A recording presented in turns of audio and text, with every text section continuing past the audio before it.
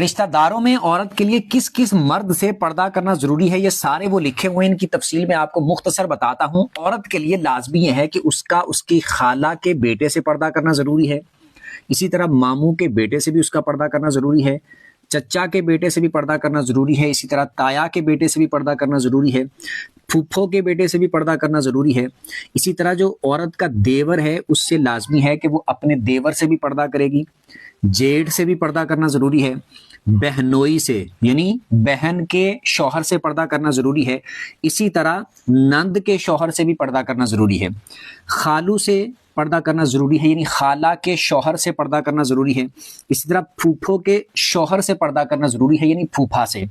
اسی طرح اپنے شوہر کے چچا سے بھی پردہ کرنا ضروری ہے، یعنی اپنے سگے چچا سے تو پردہ کرنا لازمی نہیں ہے لیکن جو شوہر کا چچا ہے اس سے پردہ کرنا ضروری ہے، اور اسی طرح شوہر کے تایا سے بھی پردہ کرنا ضروری ہے،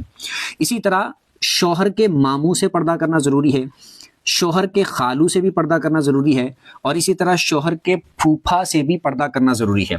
اسی طرح شوہر کے بھتیجے سے بھی پردہ کرنا ضروری ہے، اور شوہر کے بھانجے سے بھی پردہ کرنا ضروری ہے۔ یہ وہ لوگ ہیں جو رشتہ دار ہیں، ہمارے قریبی رشتہ دار ہوتے ہیں، ان رشتہ داروں میں سے جن جن مردوں سے پردہ کرنا ضروری ہے یہ وہ افراد ہیں۔ باقی ان کے علاوہ جو ویسے ہی غیر محرم ہوتے ہیں، جو رشتہ دار نہیں ہیں، غیر مرد ہیں، ان سے تو لازمی طور پر پردہ کرنا ضروری ہے ہی۔